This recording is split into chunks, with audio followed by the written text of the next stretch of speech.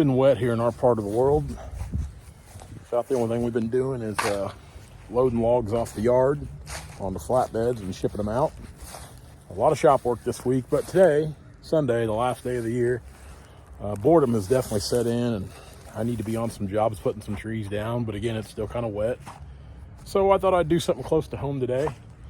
What you see behind me here is just a bunch of brush. This is a piece of ground that I own right here in Stockton. I bought this, I don't know. I bought it from a family member maybe a year and a half ago. It's overgrown, and I've always kind of liked this piece of ground right here for some reason. Of course, Hammond's Products Company, where they process all the black walnuts, is right there behind me. But down over the break of that hill is what we call the town branch. It's kind of the creek that runs through Stockton. Big springs right there in the city park. Just kind of a neat place, but the piece of ground I'm standing on, you can see it's kind of a concrete pad. This is actually where the original Hammond's Product Company was, where they originally processed the black walnuts. And until the 2003 tornado at Stockton, this building still stood. And even then, like I said, I had a family member that owned it, and they kind of tinkered around in here. Just a big concrete pads all here now. You can see it's kind of grown up, overgrown. And you can get into some of this concrete here and tell it's really old concrete. This stuff here doesn't look as old, but and some of this stuff over here, you can see they use some creek gravel for the rock in it. So you can kind of see there it's a little older mud. But years and years ago, I actually had a great-great-grandfather. I believe that's right. It might be two greats, whatever. But they lived right over here, just 100 yards or so away from me. So like I said, I've always kind of found this piece of ground interesting, this area right in here. But you can tell we've had some awesome people come dump their trash here. But we're going to go ahead and clean this up. I'm bored, so I'm going to use that tree puller there we've got on the skid steer. And we're going to go through here and we're going to clean some of this up, just kind of open up an area, make it look a little nicer. Should be a quick little job. Again, it's just for me. But this is something we've kind of been getting more into, is land management and clearing. I'm not a dirt guy, but ever since kind of doing the railroad project, it's something I've felt the need to kind of focus a little more on. We've had the opportunities come up, so we kind of, I haven't really advertised a lot for it here in the last several months, but we've been doing more of it just kind of under the radar. But if you look on the website now, you'll see there's kind of a tab for it, and there's some bigger pieces to that project coming here in the near future, some a little more diversity in the company. But yeah, so we're going to unload this thing. And again, I run these Harleman attachments. I start out with this Harleman brush grapple. It will hold up to anything we throw at it, and I'll assure you we're not super easy on equipment, as we've got a reputation to be. But their tree puller is pretty awesome as well. It's pretty simple, just a large hydraulic cylinder in there.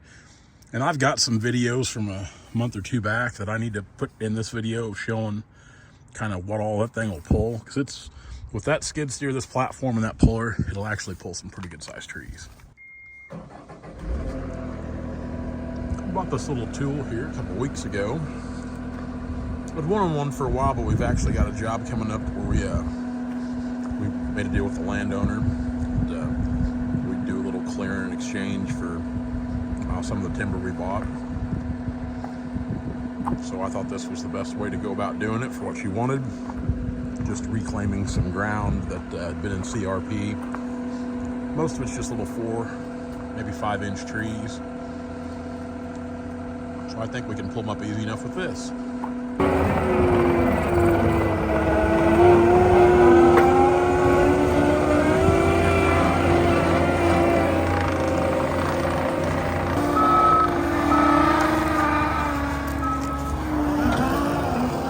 Trees like that, it's nice because a lot of times the bucket or even a dozer blade, they just kind of fold over. It's probably a 2, maybe 3-inch sapling in there. Now these bigger trees, especially on the locust, I think they're more of a problem. Like that's a little bitty thing right there.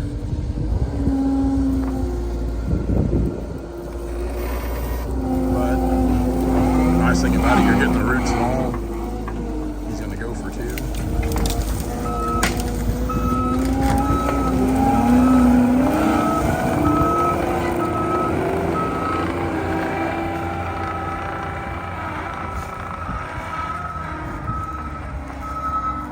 I think it's definitely got its purpose. So on some of the stuff, I think you're better off using your bucket or blade to kind of push them over and uproot them, just pop the roots up with the teeth on the bucket. But these little ones here, I think that thing looks pretty good for it. On these locusts here, they've usually got a pretty good root system. So you kind of got to rock them back and forth on these bigger trees.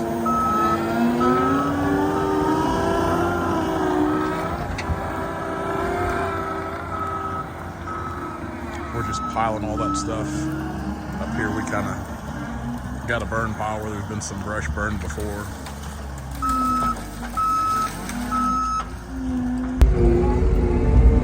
Okay, this is about a 5 or 6 inch hackberry. I just come onto it just a little bit off the ground.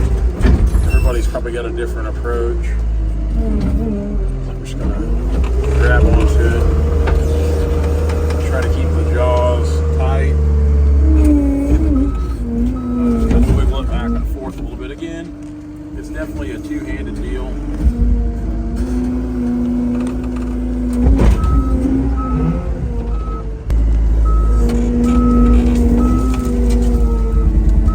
There she is. Tapping to try to work a lot of that dirt off there. Best thing, just kind of kick it around. Put all that dirt back in your divot. Go back over the bucket later, kind of slick it up. It's a bigger one here.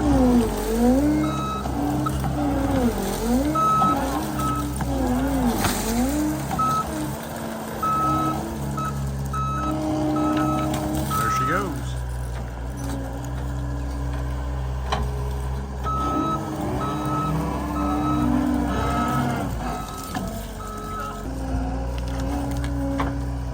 Now what I think works best is we've got a Harleman grapple as well.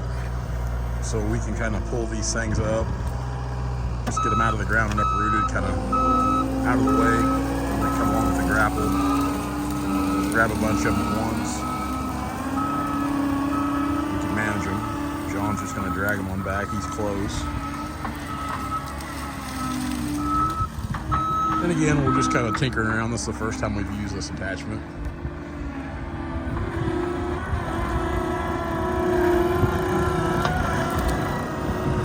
All the ground force attachments made at Harleman there in El Dorado Springs, Missouri. I know we've had good luck with what we've bought there. It seemed to be really strong, durable, well-made attachments. Especially on the grapple. We went through several different brands of grapples. On the skid steers, just using the pile treetops. But the Harleman's definitely held up better than any of them. We've had minimal problems. The only problems we have had have just been operator error. Getting branches in there, getting into a hose, which the hoses are very well guarded anyway. But that's been the only problems we've had with it. Nothing structural.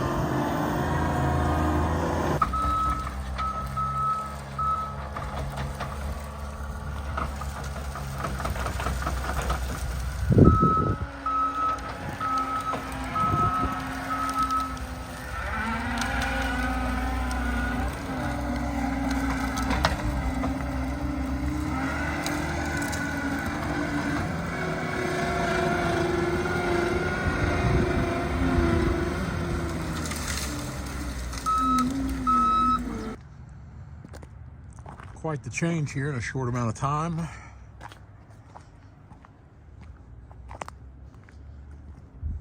I left that little walnut tree there. Those few back there I couldn't get out, so I left them as well. Piled all my brush in here fairly tight. Tried to shake our stumps the best we could to get all the dirt off of them. That way it burns up a little better. Property line's right over here, and I don't want to encroach it too much. I would have liked to have got that stuff out of there just to kind of help with the visibility through here, but I don't think I'll be able to get that stuff out just because I know the landowner over there, and they will not want anything disturbed. I mean, brush. You can see back through there, brush. But it would have been nice to kind of have that little bit out of there just to kind of open it up. But that's all right. It still turned out really good.